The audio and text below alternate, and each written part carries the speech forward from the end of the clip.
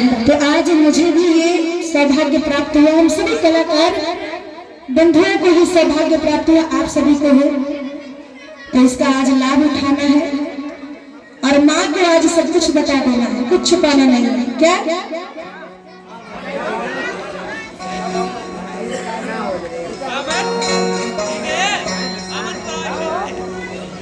नवरात्र के पावन महीने में भक्त कहता है, भक्तन भी कहती हूँ वही बात, सबके लिए लागू है, साथ दीजिएगा बस।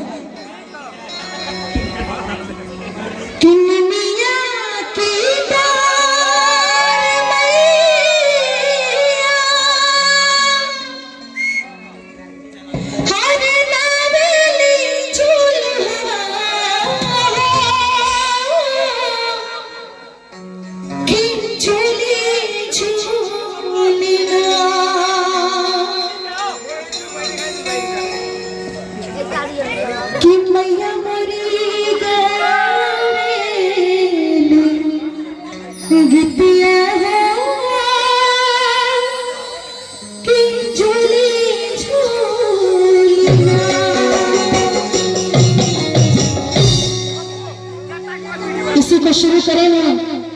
सही है? तब एकदम मन से दिल खोल कर एकदम भक्ति में लीन होके आज शीतला माँ के चरणों में चलना है और कहना है हमसे,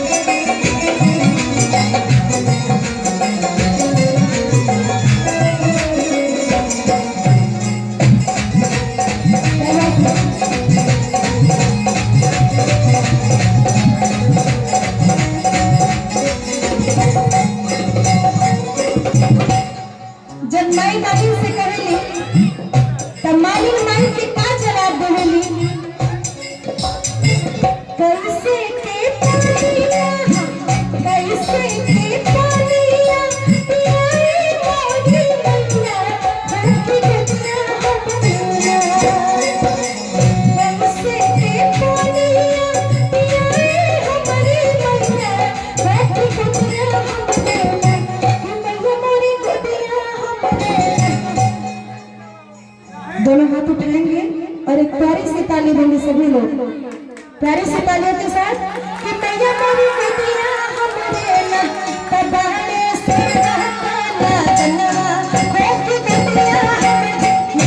ये बाहरे से रहता जनवा हो कि बेटिया हमरे ना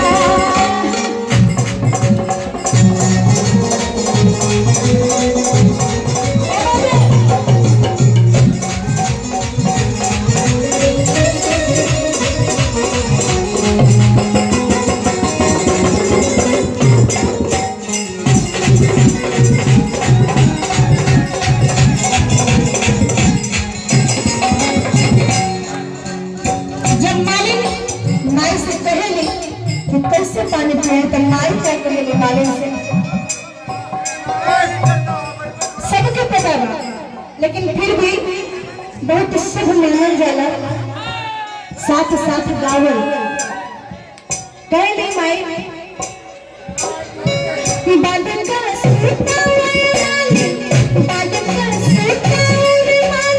सोने के पालनवा है कि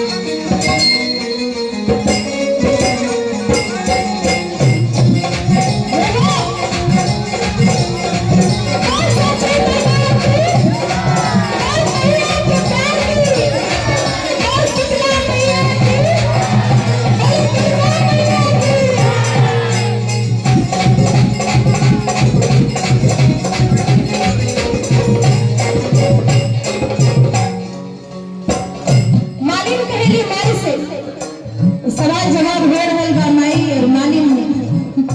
मालिन कहली सन के पाला मैया सन के पाला मैया कितनी चाहिए एक भैया लुटिया सन के पाला मैया कितनी चाहिए एक भैया लुटिया नहीं मेरी भैया लुटिया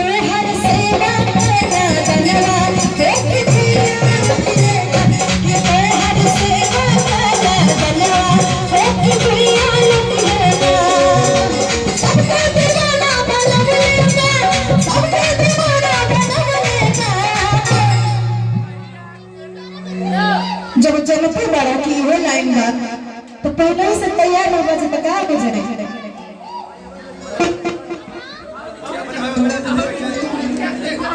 हेलो थोड़ा संभालिएगा भैया प्रयास कर रहे हैं थोड़ा नीचे जाने आए ना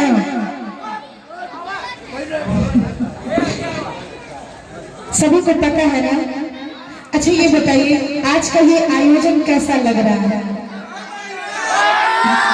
नहीं नहीं इतने कम शोर में नहीं पता चलेगा मैं भाई इतने कम शोर में पता चलेगा नहीं आयोजन कैसा लग रहा है ये कैसे पता चलेगा जयकारा हाँ क्या बात है किसने बोला जरा हाथ उठाइए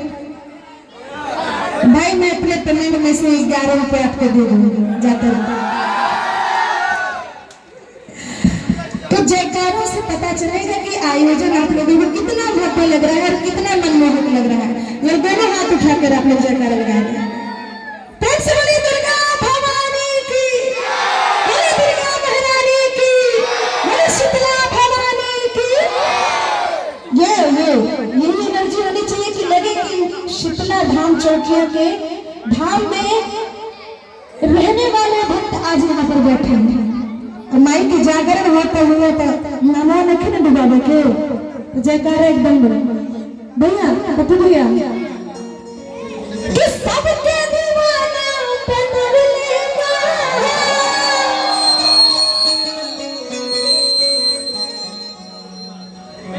हर सुशांत जी को दीवाना नहीं बनाना बताना पड़ेगा किकरा किकरा के दीवाना बनल लेगा। इतने कम शोर में पता चलेगा कि कितने लोगों को दीवाना बनाया है कि सबके दीवाना बनावेगा। बहुत बहुत अच्छे भक्त हैं। पहले पूरी मेरी पहले से पहले लाइन तैयार है भक्त भाइयों मतलब लगता है कि हम किसी अच्छे धार्मिक स्थल पर आए मां शीतला के भक्तों के बीच में आए कि सबके दीवाना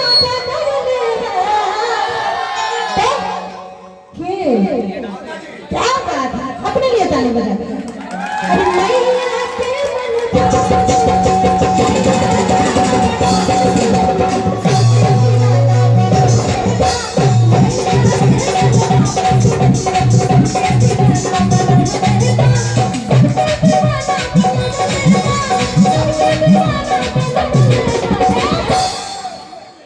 इधर में इधर के लोग क्यों हाई लगने बा नींद लग रहा है नहीं लग रहा है। अरे देखिए जरा सीखिए आगे वालों से